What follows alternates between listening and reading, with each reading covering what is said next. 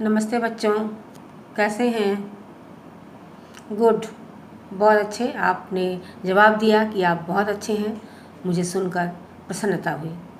आज हम लोग तृतीय पाठः के आगे के 2 श्लोक पढ़ेंगे। सबसे पहले उन श्लोकों का सस्वर वाचन करेंगे, यानी कि शुद्ध रूपेण संधि विच्छेद करते हुए उसको पढ़ेंगे। तत्पश्चात उसके कठिन शब्दों के अर्थ को जानेंगे, फिर उसका हिंदी अनुवाद जानेंगे। उन श्लोकों में आए हुए शब्दों के संधि, प्रत्यय, समास, पर्याय, विपर्यय, कर्तृ, क्रियापद, इन सभी को भी जानेंगे। तो हर श्लोक का प्रकृति, प्रत्यय, संधि युक्त जो भी ग्रामर पाठ है, भाग है, वो मैं एक एक श्लोक का अलग अलग बताऊंगी। तो आइए हम लोग शुरू करते हैं। तो श्लोक नंबर 2। शरीर उपचयः कांतिः गात्राणां सुविभक्तता। शरीर उपचय गुण स्वर संधि से इसको तोड़ेंगे, और कांति यहाँ पर रत्व संधि है, विसर्ग के स्थान पर ही र लगा हुआ है। तोड़ेंगे तो यहाँ विसर्ग लगा देंगे। कांति गात्राणाम सुविभक्तता। दीप्त अग्नित्वम, दीप्त अग्नित्वम, दीर्घ स्वर संधि, अग्नित्वम अनालस्यम स्थिरत्वम लाघवम मृजा। फिर से एक बार पढ़ेंगे। शरीर उपचयः कांति गात्राणां सुविभक्तता।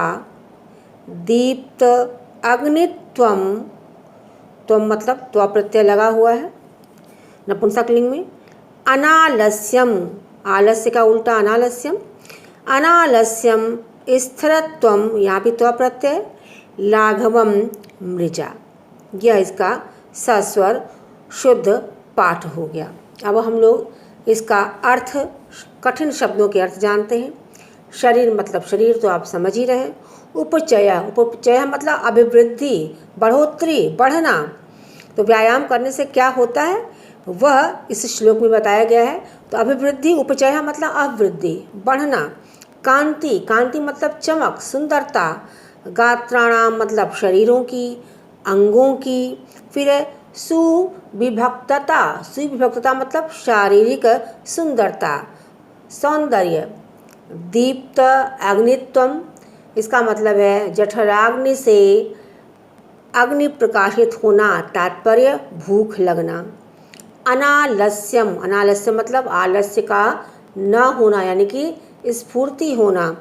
स्थिरत्वम, स्थिरता, शांति, मन में शांति होना, यानी कि धैर्यता का होना। लाघवम, लाघवम मतलब हल्कापन, हल्कापन वही मैंने कहा स्फूर्ति से युक्त है, स्फूर्ति का होना। मृजा, मृजा मतलब होता है स्वच्छता, शारीरिक स्वच्छता। फिर एक बार अर्थ देख लेंगे बच्चों कठिन शब्दों के। शरीर उपचय, उपचय मतलब अभिवृद्धि, बढ़ोतरी होना। कांति, कांति मतलब चमक, सुंदरता। गात्राणाम शरीरों की, अंगों की। गात्रम शब्द मैंने पहले श्लोक में भी आपको बताया था। गात्रम मतलब शरीर, ये षष्ठी विभक्ति में यहाँ आया हुआ है। गात्राणाम शरीरों की, अंगों की। सुविभक्तता शारीरिक सौंदर्य, शारीरिक सुंदरता। दीप्ति अग्नित्वम जठराग्नि में अग्नि का प्रकाशित होना, तात्पर्य भूख लगना। अनालस्यम यानी कि आलस्य का ना होना। स्थिरत्वम शांति होना, धैर्यता का होना। लाघवम, लाघवम, लाघवम को तात्पर्य है हल्कापन, हल्कापन, स्फूर्ति से तात्पर्य है। मृजा, मृजा मतलब होता है स्वच्छता, शारीरिक स्वच्छता से तात्पर्य है। अब बच्चों अनुवाद देख लेते हैं। शरीर उपचयः कांति गात्राणाम सुविभक्तता। व्यायाम करने से शरीर में अभिवृद्धि होती है, शारीरिक अंगों की चमक बनी रहती है। सुविभक्तता और संपूर्ण शरीर सौंदर्य बना रहता है, सुंदरता से युक्त होता है। व्यायाम करने से शरीर की अभिवृद्धि होती, शरीर की बढ़ोतरी होती, शरीर हमारा बढ़ता है, हर अंग विकास को प्राप्त करता है और हमारे शरीर में चमक बरकरार रहती है, बनी रहती है और सुभक्तता और हमारे संपूर्ण शरीर का जो सौंदर्य होता है, हमारे संपूर्ण शरीर में सुंदरता भी बनी रहती है। दीप्त अग्नित्वम अनालस्यम, और व्यायाम करने से ही हमारी जो जठराग्नि है वह उद्वेलित होती है, यानी कि हमें भूख लगती है। अनालस्यम, व्यायाम करने से ही हमारे शरीर से आलस्य की समाप्ति हो जाती है, हमारे शरीर में आलस्य नहीं आता है। स्थिरत्वम, स्थिरत्वम, हमारा शरीर व्यायाम करने से हल्का महसूस होता है, हल्का हो जाता है। तात्पर्य यह है कि हमारे शरीर में स्फूर्ति आ जाती है। लाघवम, और हमारे शरीर की लाघवम मृजा, हमारे शरीर की जो स्वच्छता भी वह व्यायाम से ही होती है। तात्पर्य यह है कि शरीर की जो गंदगी होती है व्यायाम करने से वह पसीने के रूप में बाहर आती है। अब बच्चों, इस श्लोक नंबर 2 में आए हुए संधियुक्त शब्द देख लें। शरीर उपचय, शरीर जोड़ उपचय, गुण स्वर संधि से विग्रह होगा। दीप्तग अग्नित्वम अनालस्यम, दीप्ति जोड़ अग्नित्वम जोड़ अनालस्यम। कांतिर्गात्राणाम, कांति जोड़ गात्राणाम। प्रकृति प्रत्यय विभाजन देख लें। सुविभक्तता, सुविभक्त जोड़ तल प्रत्यय। स्त्रीलिंग में भाववाचक संज्ञा बनाने के लिए तल प्रत्यय का प्रयोग किया जाता है। स्थिरत्वम, स्थिर जोड़ त्वा प्रत्यय। त्वा प्रत्यय भी नपुंसक लिंग में भाववाचक संज्ञा बनाने के लिए इसका प्रयोग किया जाता है। दीप्त अग्नित्वम, यहाँ भी त्व प्रत्यय, दीप्ताग्नि जोड़ त्व प्रत्यय। मृजा, मृज जोड़ टाप प्रत्यय। टाप स्त्रील प्रत्यय है, इसमें आकार लगा करके पुल्लिंग शब्दों को स्त्रीलिंग बनाया जाता है। समासिक शब्द और उसका विग्रह देख लें। शरीर उपचय, शरीरस्य उपचय, षष्ठी तत्पुरुष समास। फिर है अनालस्यम, न्याय तत्पुरुष है बच्चों, अन की जगह पे न का प्रयोग, न आलस्यम, अनालस्यम। अब कुछ पर्याय पद हैं उसको देख लें बच्चों। अब श्लोक नंबर 3 देखते हैं। श्रम क्लम पिपासा उष्ण शीत आदीनां सहिष्णुता आरोग्यम चापि परमम व्यायामात उपजायते। तृतीयाक्षर का नियम है, त को ही त का तृतीय द हो गया है। श्रम क्लम पिपासा उष्ण शीत आदीनां सहिष्णुता आरोग्यम चापि परमम व्यायामात उपजायते। अब इसके कठिन शब्दों के अर्थ हम लोग देख लेते हैं।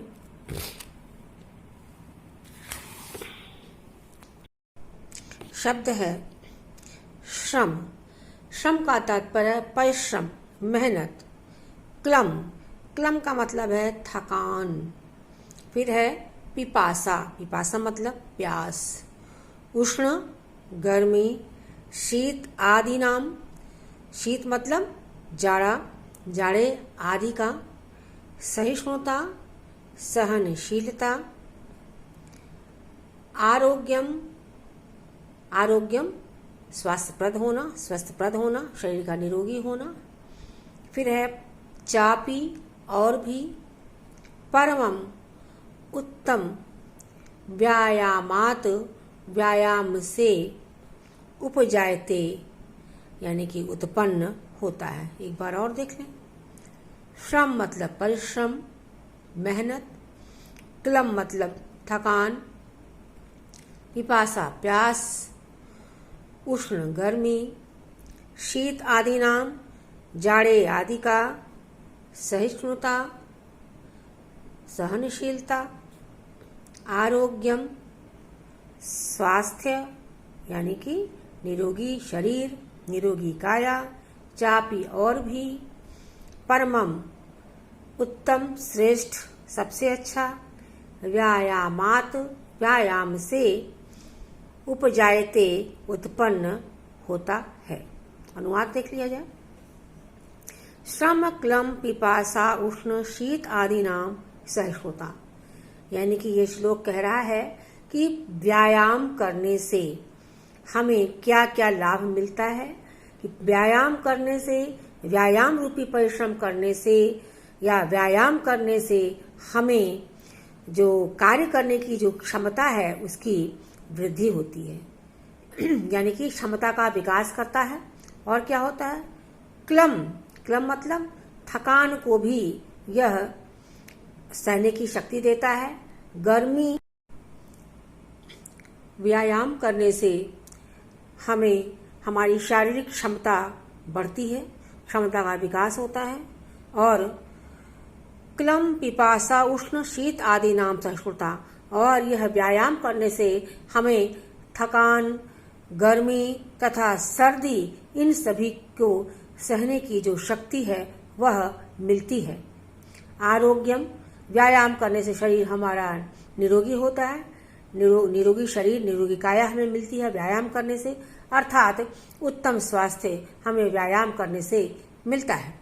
चापी परमम व्यायामात उपजात, चाप मतलब और भी, परमम श्रेष्ठ व्यायामात उपजाते, इस व्यायाम से उत्पन्न होता है, यानी कि इस व्यायाम से परिश्रम करने की क्षमता का विकास होता है। थकान को, गर्मी को और ठंड को सहने की शक्ति हमारे शरीर में व्यायाम करने से आती है और हमारा शरीर जो है वह निरोगी यह इस व्यायाम से ही उत्पन्न होता है, यह संभव हो पाता है। श्लोक नंबर 3 में आए हुए संधियुक्त शब्दों को देख लें।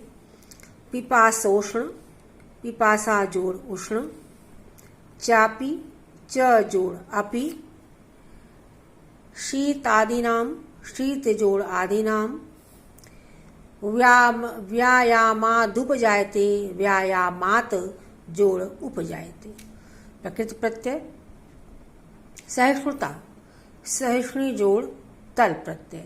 जब भी तल प्रत्यय होता है तो भाववाचक संज्ञा स्त्रीलिंग में बनता है और यह शब्दों के पीछे ता रूप में जुड़ता है, ता रूप में। और जब भी रूप चलाना होता है तो लता के समान इसका रूप चलाते हैं।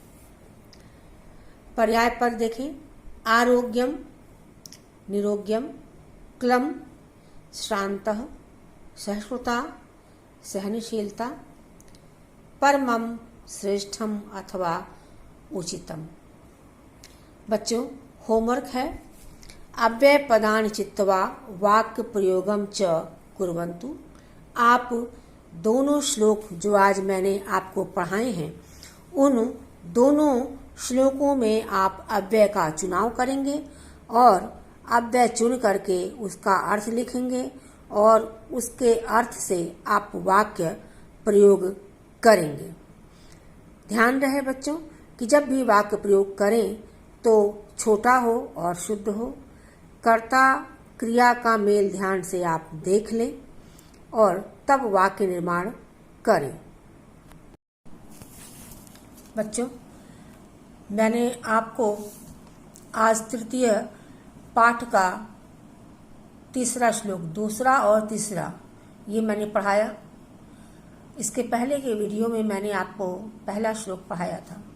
तीनों ही श्लोकों में मैंने आपको वाक्य प्रयोग करने के लिए दिया है, यानी कि आपको श्लोकों से अव्यय पद चुनने हैं, उसके अर्थ लिखने हैं और उन अर्थ की सहायता से आपको वाक्य निर्माण करना है।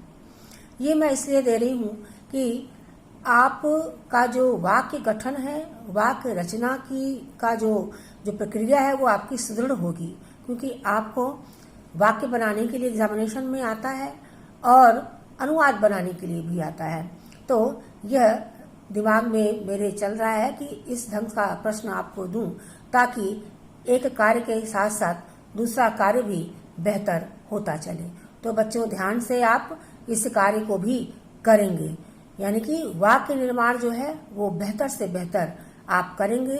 कभी भी लंबा वाक्य प्रयोग करने की कोशिश मत करें। छोटा बनाएं लेकिन शुद्ध बनाएं। विशेषणों का प्रयोग कम से कम करें वरना गलतियां संभावित हैं। और आप कर्ता क्रिया को मिला लें, तभी बेहतर वाक्य आपका यानी कि शुद्ध बनाने का प्रयास करें। धन्यवाद बच्चों। कुछ पर्यायपद हैं। कांति का सौंदर्यम, लाघवम का स्फूर्ति, उपचयः अभिवृद्धि, मृजा स्वच्छीकरणम, स्थिरत्वम का शांति अथवा धैर्य का होना। कुछ पर्यायपद हैं।